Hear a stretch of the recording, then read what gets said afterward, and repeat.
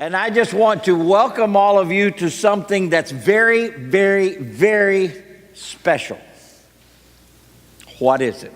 Those of you that are on the front of your bulletin, what's the first blank you need to fill out, or the second one? It's already up there. You should be able to at least read it. Church. You're going, well, Russell, that's why we're here. Why is it such a special thing? I want you to know something. Church isn't just, oh, yeah, this is an every week, yeah, everything, hum-ho. No, church is very, very special. In the last month, I've been in several different churches in different countries. And it is special no matter where you are. It is special no matter what is going on. It is special no matter what kind of music they have or don't have. No matter what, every church is special, and God made it that way. One of the things I was reading here recently said the church is the vehicle that Jesus chose to take the message of the gospel to every generation and people. Every generation and every people. This is an amazing thing. And you say, why? Because there's not much in our world today that goes to every generation and every group of people in every part of the world. And yet the church is there. When we met together a week ago Friday night, and Omar was talking to us about the church, one of the things he said was that in the Old Testament, God picked a nation, and a nation was to bless the other nations. The nation was to go and share the goodness of God with others. But the problem is when nations go into other nations to tell people anything, that's called an invasion. And so God changed the plan. And he said, it's no longer a nation that's going to be going in, but I'm going to call out a group of people that is a church, and the church, the people, can go in to every nation, to every people, to every generation. That makes this something very special. The author of the book said the following: the church community is where we learn to love God and others, where we are strengthened and transformed by truth from the Word, where we are taught to pray, to worship, and to serve, where we can be most certain that we're investing our time and abilities for eternity, where we can grow in our roles as friends, sons and daughters, husbands and wives, fathers and mothers. The church is Earth's single best place, God's specially designed place to start over, to grow, and to change for the glory of God. If you're visiting with us today, welcome to a very special place. Not because it's our church, but just because it's God's church at this location. And we love having you here. I think it's very important when we look back into the Bible, back when the church began. I want you to notice how it worked. You have the passages from the book of Acts in your bulletin. It says, every day they continued to gather together by common consent in the temple courts, breaking bread from house to house, sharing their food with glad and humble hearts, praising God and having the goodwill of all the people. And the Lord was adding to their number every day those who were being saved. Later on in Acts 5, it said, and every day, both in the temple courts and from house to house, they did not stop teaching and preaching the good news that Jesus was the Christ. Let me help you see a couple things that were very different then from what most people think now. Number one, church life and church activities were not limited to Sundays. As you go back just in those two passages that we talked about, you hear the phrases every day and daily, and they never ceased. In other words, this wasn't something that we put on our calendar and said, okay, the church is going to be Sunday morning at 11 o'clock. Or the church is going to be Sunday at this time, or Saturday, or Monday. No. it was an ongoing, very organic throughout the week time. You're going, do you mean to tell me we're going to have services every night? No, I'm not saying that. But I want you to know that church is not a place at a time. Church was an ongoing thing. The church manifested itself in a larger public setting to fulfill certain purposes. It says they met by common consent in the temple courts. Now, please understand that doesn't mean that they had a big building like this, that they all sat down in chairs and that they all sat around and sang and no, it was outside. It was in the temple courts, and they kind of agreed that we're going to gather together. We're going to worship God together. We're going to do some things together out here so that other people can see us, so that it's not something that they have to come to us. We're going where the people are. We're going to be out there. But not only that, not only did they do things big, it says the church also met in smaller, more intimate home settings for other purposes. So there was a big and there was a small. There was a public, there was a private. And it all went on day after day after day. There was a commitment by the early disciples. And their commitment was both to Jesus, but also to the church that he had established, that he had commissioned, that he had said, okay, I want you to go and be my witnesses to everyone, everywhere. That's what I want you to do. That's what church was all about. Brad Powell, in his book, Change Your Church for Good, made this statement. The book of Acts provides the picture for what the church can be when it's working right. Would you underline that? Can be when it's working right. Though it seems many don't understand this truth, Acts is not meant to be a history of what the church once was, underline this, but a picture of what the church is to be today. A picture of what the church is to be today. May I say one of the greatest challenges that I feel as pastor is how can I make the realities of the first century real in the 21st century? How can we have that kind of values, that kind of presence in the community? How can we do what they did, where later on they said, your doctrine has completely filled the city? They said in chapter 17, said, these men have turned the world upside down. How can we do that today? That's the challenge. The church is here. The church, the power behind it is here. It is us having to say, okay, we're going to try to make that happen. May I give you a little insight about this church? The way this church is designed is built around something that we hope you can picture. It's a very simple thing. It's a boat. And it's a boat with two oars. That's what we build the church around. A boat with two oars. Let me explain. One oar are the Sundays.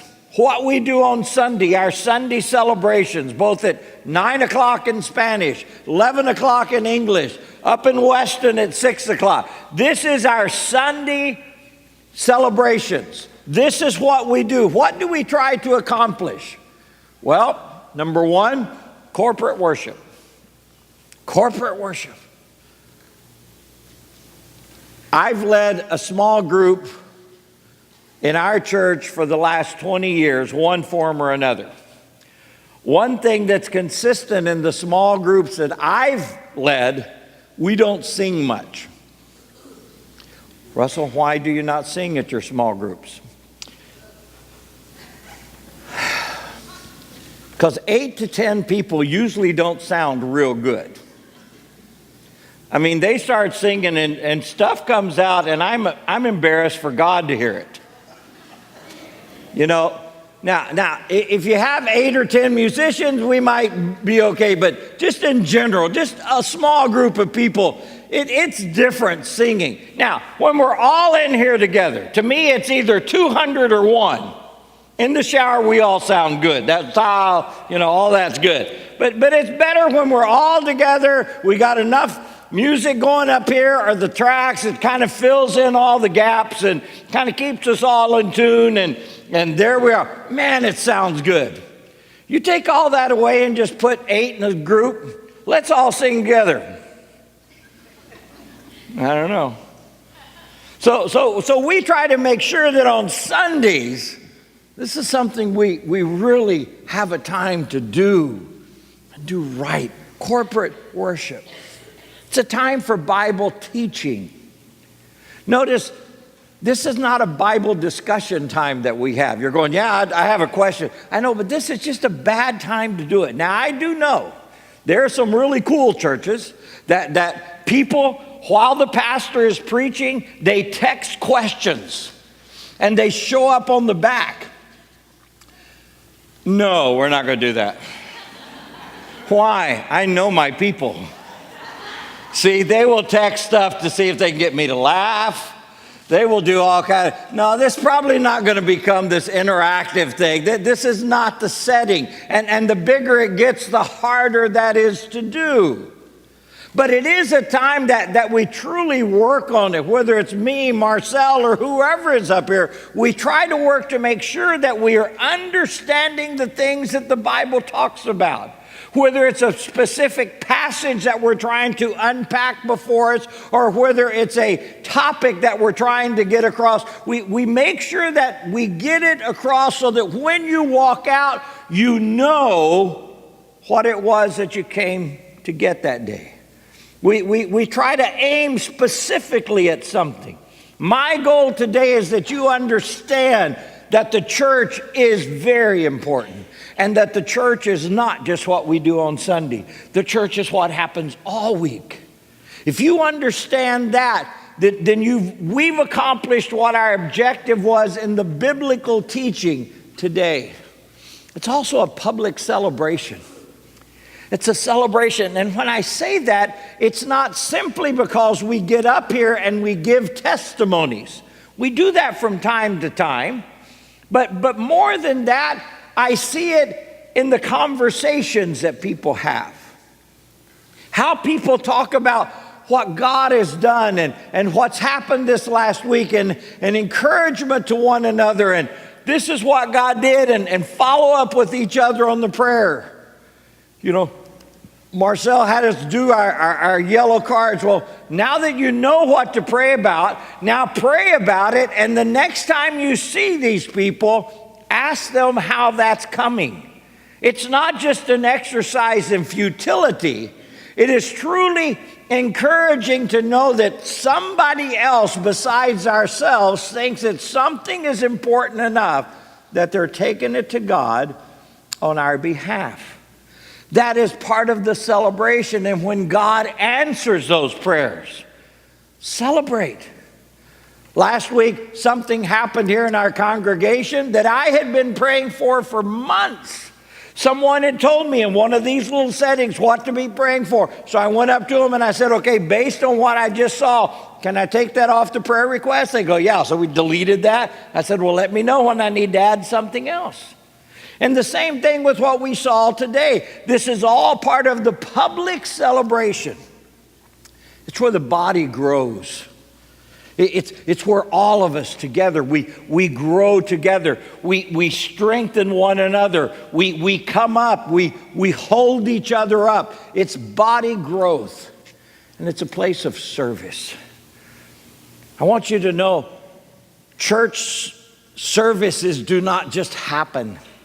It happens because a lot of people are doing a lot of stuff. Even before you got here this morning, there were groups of people making sure all the right stuff was inserted in all the bulletins.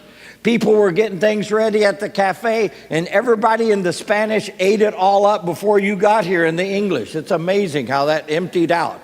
But if you don't get here early, it's gone.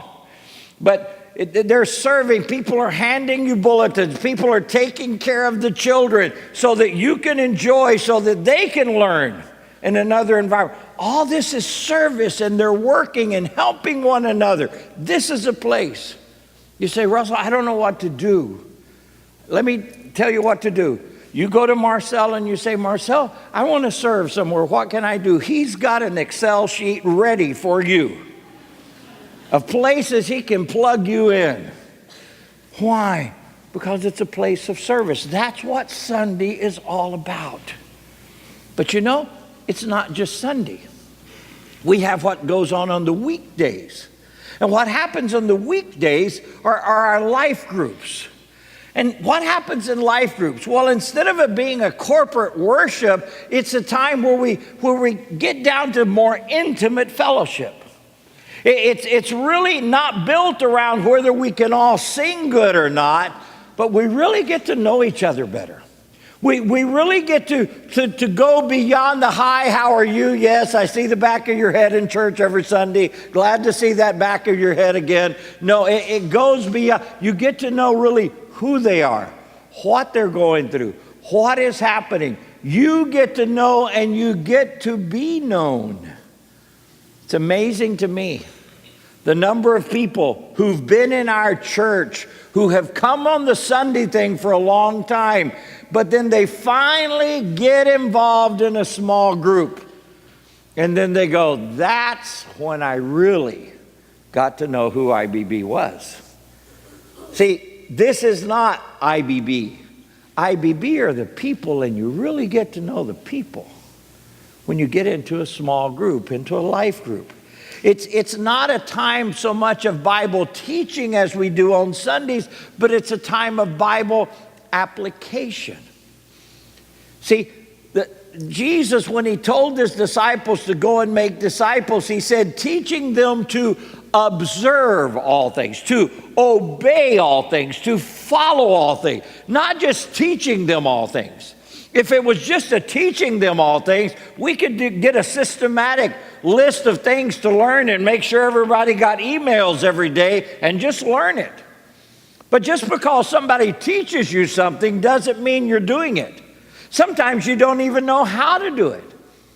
Every Sunday when I'm preaching, there are people here that are in middle school and high school and college and soon to be married and hope to be married and just married and been married forever and all this group here.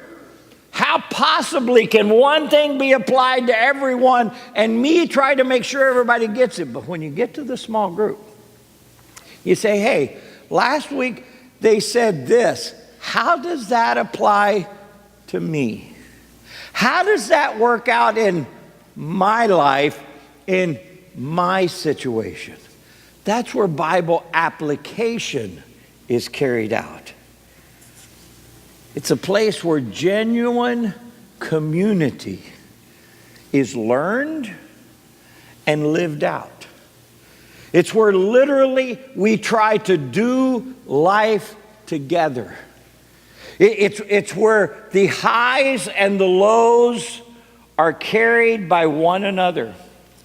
I'm going to be honest with you. I remember a lady that was here one time and she was talking to me about something. I said, why don't you get in a small group? And this was her answer.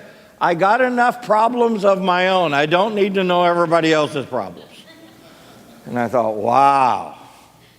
But that was the whole mindset. I got enough to deal with. I don't want to know what your issue is. I don't want to know what things you're dealing with.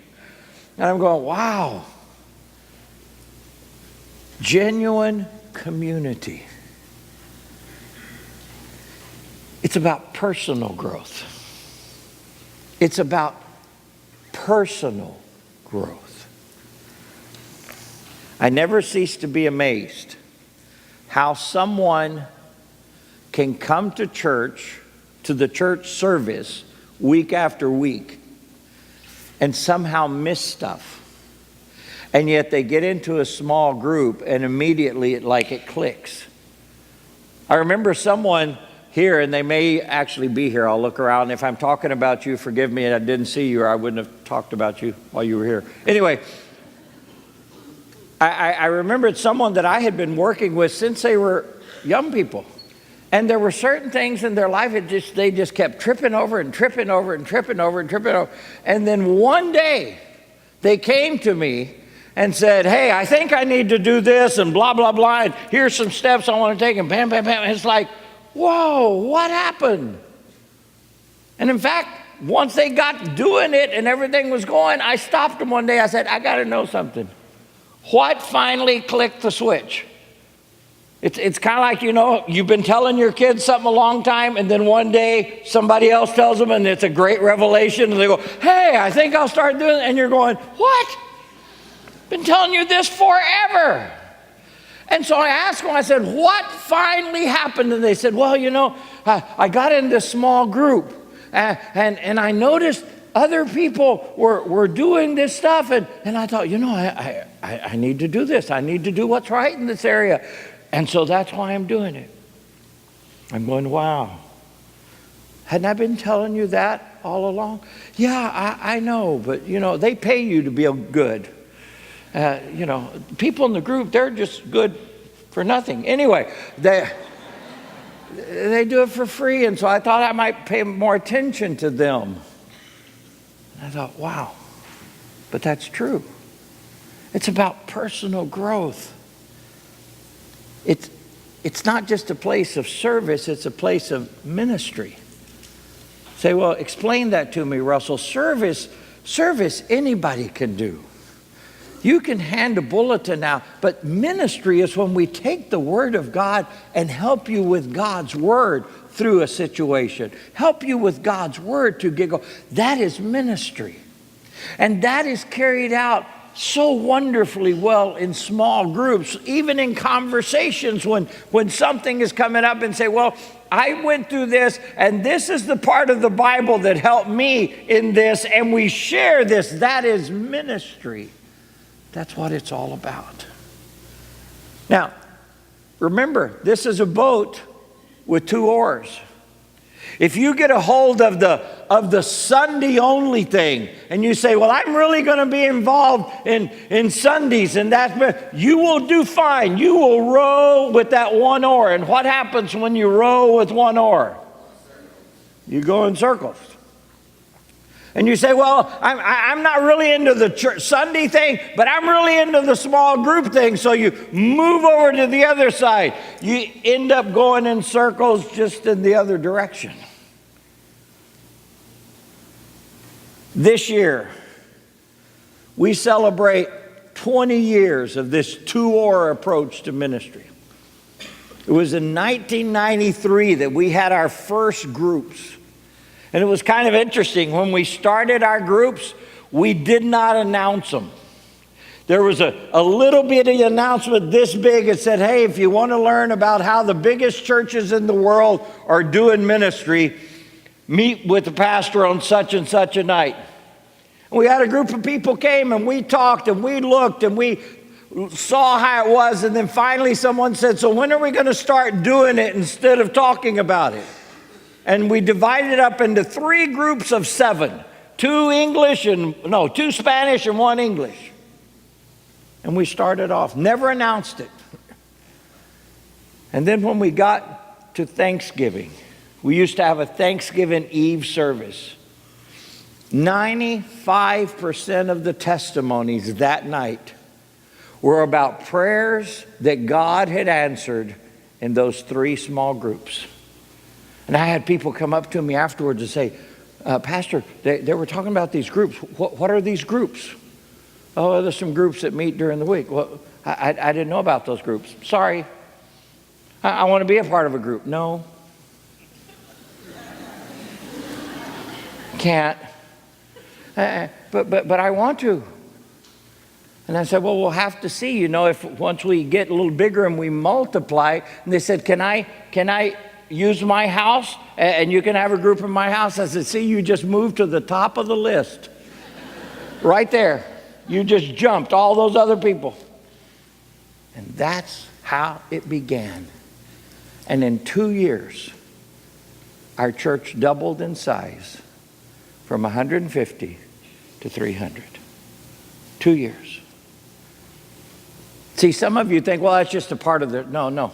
This was a journey. We have been at this 20 years, and we have learned a lot of things during these 20 years. Let me give you some of the things that we've learned along the way. Number one, people who only date church tend to not want to commit to much beyond the 2 hours on Sunday. You go, what do you mean date church? Yeah, some people just date. It's just an appointment on their calendar for Sunday at 11 o'clock if nothing better comes up. That's when they come to church. And they just come, and it's like, okay, I come. How many of you have friends that ask you, I can't believe how much you go to church or in church all the time? Anybody heard that statement? Oh, yeah. Why? Because to them, church is not something that you're in like that. It's just something you just pick a time and a place and you go do that. You do church. You're not our church. There's a difference. Church isn't a place you go. Church is something that you are. And we've learned.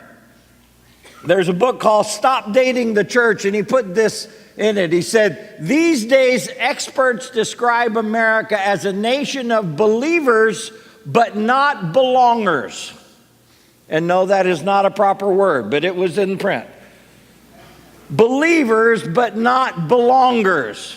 In other words, I believe, but I don't actually belong to the body, to the expression of the body of Christ. They like this dating thing.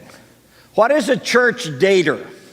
Well, a church dater is someone who is me-centered. In other words, the question they have is, what can church do for me? Maybe you came to church and you looked around and you said, wow, if I meet the right people, this will be good for my business here. Yeah. They've already got these small groups going, man, that would work to sell them soap or life insurance or whatever it is I want to sell. Oh, you're going, he did not go there. Yes, I did. No, very me-centered. I come to church, I want to scope out and see who the single girls are. And once I've been through all that fresh meat, I'll move to another church. You say, why didn't you say it the other way around? Our guys are ugly, girls. I'm sorry. That's just the way they are.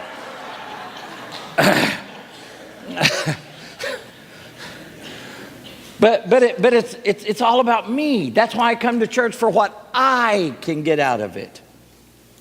One who is dating a church dater is one who chooses to be independent, not too involved, especially don't get involved with other people. I mean, I want to keep my distance. I want to come here. Hi, how are you? It's good to see you. And I hope I don't see you till next week at the same time, same station.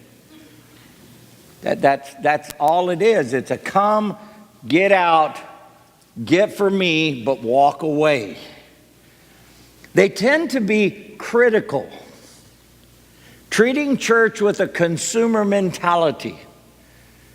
You know, it's funny how we'll come out of a movie, and if somebody's outside, say, well, tell me what you thought of the movie. Well, you know, this is good, and I like this, I didn't like that. And some people spend their Sunday lunch discussing church.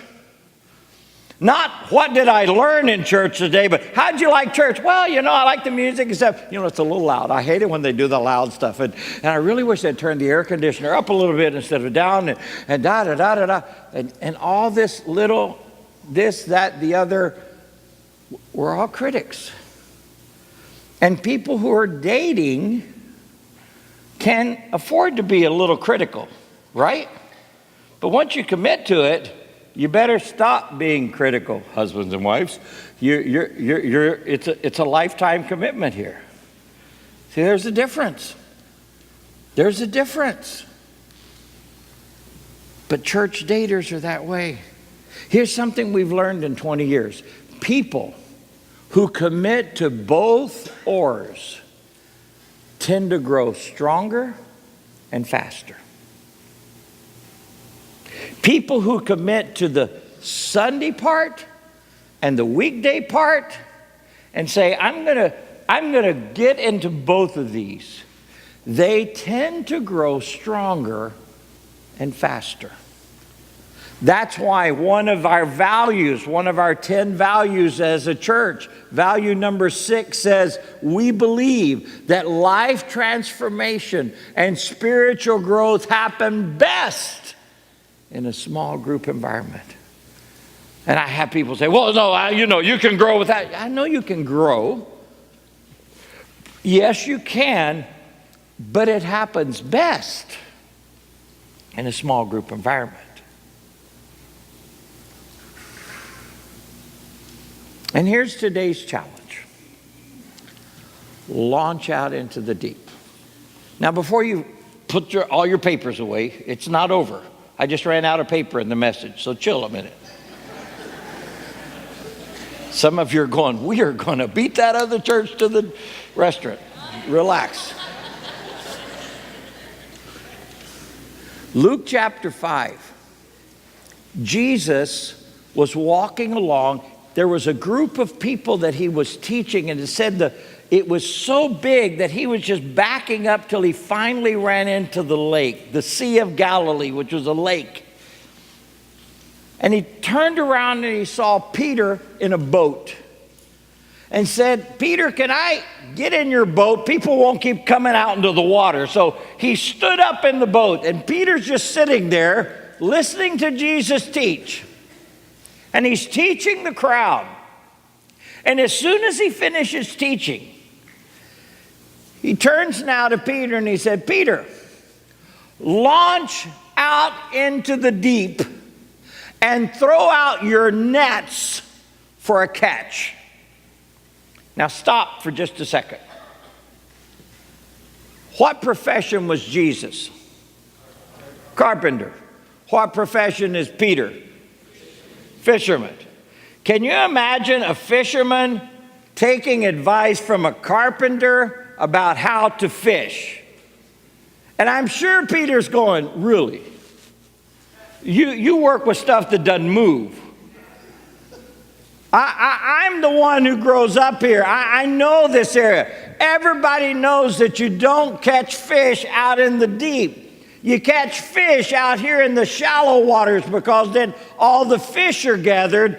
And when you put the nets that don't go down too far and you can get them all out. I know that. In fact, and he says this to Jesus, in fact, I've already been fishing all night and there are no fish to be had. But because you are Jesus,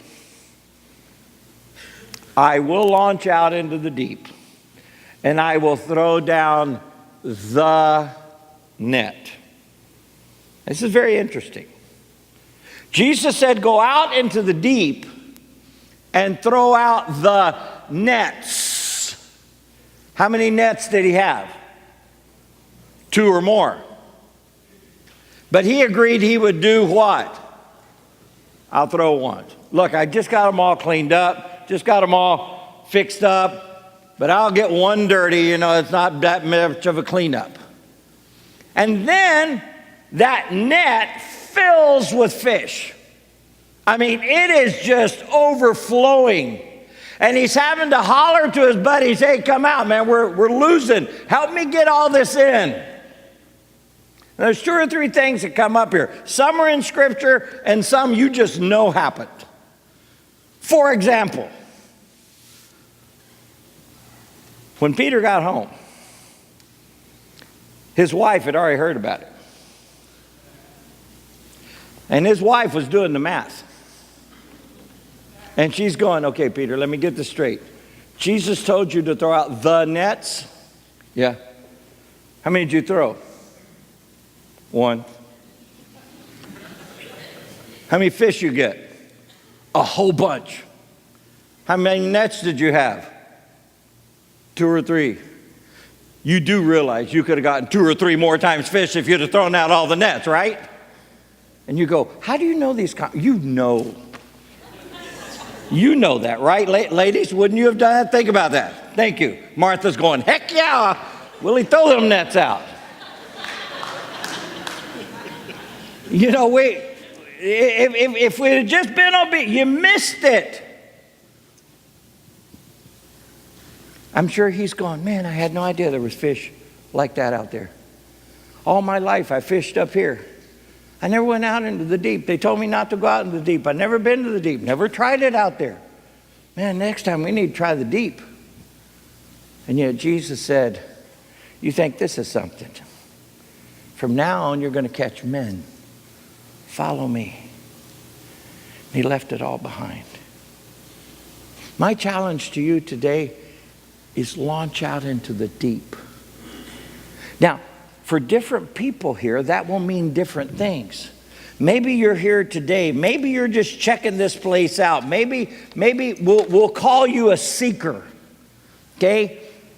You're just here to really check things out about. Maybe you're not sure about this God thing. You're not sure about this Jesus thing. You're not sure about this how you followed. You're not sure. You're not even sure you like the idea or not. You're just seeking. Well, that is fine. We welcome you. You do not have to be perfect to come here. Nobody else is, so don't mess it up by being perfect. But if you're going to be a seeker, commit to checking out what it really means to be a follower. Grab a hold of both oars and say, you know, I'm going to give this thing from now to the end of the year.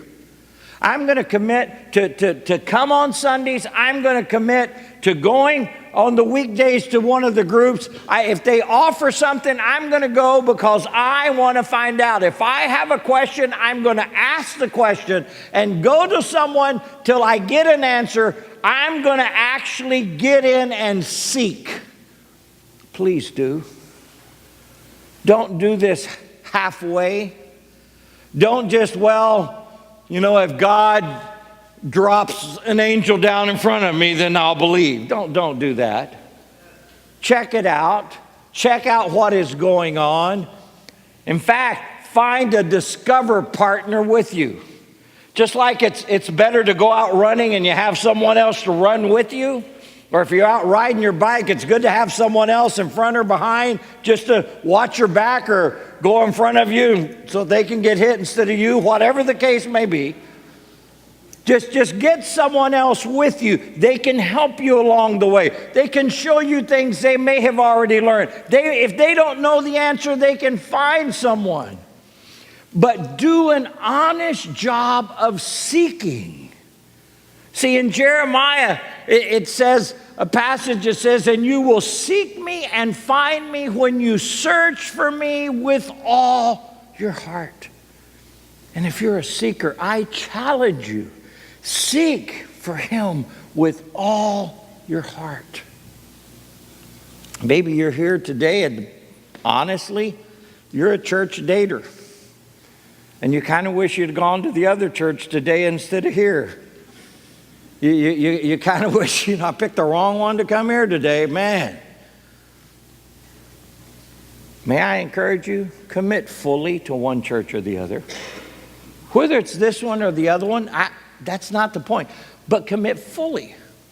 Why? Because if not, you cheat yourself. You don't really know what this church offers, and you don't really know what the other one offers. There is no church that in one service at one time can give you everything. It doesn't happen. There are big churches who say constantly, it says, if you're not involved in something else, you are missing. You don't know what we're about. You cheat yourself. You cheat both churches because neither one of us gets the best of you. And you cheat the world that is around you because you never really are a reflection of the body of Christ to them. So pick one or the other, but get committed completely. Maybe you are what we would call a one-or Christian. You're a believer. may I suggest, grab both oars and head out to deeper waters. Wherever you think you've been so far, you have just been in circles. Now, it may have been a little wider circle than another, but until you get a hold of both and really commit, you will never truly know what God has for you. Get out into deeper waters. Find a life group today. This is the best day to pick one. You all go in together. You start off on the ground floor. You're with them. There's going to be new people there. Just be a part of it. Learn what real church community is all about and take someone else with you. You're going, what do you mean? Well, I found that one of the greatest excuses for not going to a small group is, I don't know anybody. Well, do you know anybody? Take them with you, then you at least know them. And they at least know you. And we got us covered. But go. Maybe you are one of the two-oar believers among us. You've been doing this for a while. You may have been doing this for 10, 12 years. May I encourage you, don't get weary in doing good. Do not get weary. Here's what we've learned over the years. In the month of August and the month of September, people tend to get discouraged or distracted. People that have been involved in groups who could give you testimony about this is good. I've seen God do things. I've seen God work in my life. I've seen God work in other lives. I know that it's good. You get to August or September and stuff happens. Man, just tired, man. I just don't know what to do. Those little nagging issues in your life that you've had all of your life, they just seem to rear their ugly head up at this time of year. Why? If Satan can get you sidetracked now, he can get you off for the better part of a year. It happens.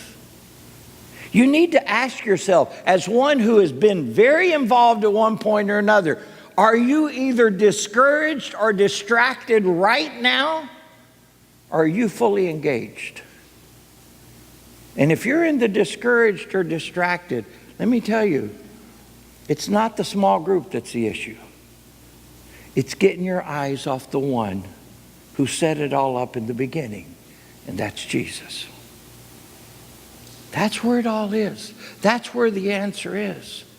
When we look at what's happening, when we look in the book of Acts, and it tells us that we have a great cloud of witnesses that is watching, and we're to lay aside the weight and the sin that so easily distracts us, putting our eyes on Jesus, the author and finisher of our faith.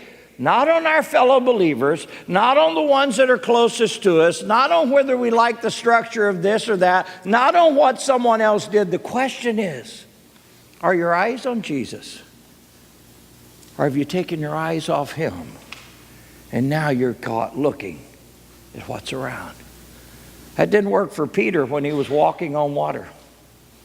As long as he was focused on Jesus, he was doing amazing things. But when he took his eyes off Jesus, what happened? I start to sink. Grab a hold. Throw out all your nets. Not just the easiest ones to clean up. Throw out all the nets that God has given you.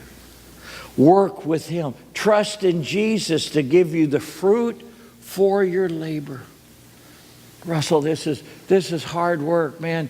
This taking care of other people, this is work. Well, welcome to my world.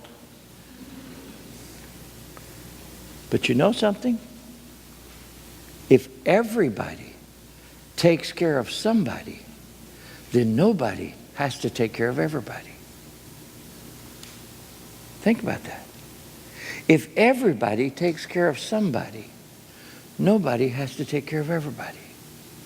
And we can all do that. And then while you're doing this, train someone else while you're rowing. Russell, this is a lot of work. You know how to make a lot of work less work? Train someone else to carry it with you. The other day, I called Marcel. I said, Marcel, are you coming in to work at what time? I'm leaving here in a few minutes. Good. Could you stop by my house? Sure. Why? Because I got a big TV we need to carry. And I don't want to carry it by myself.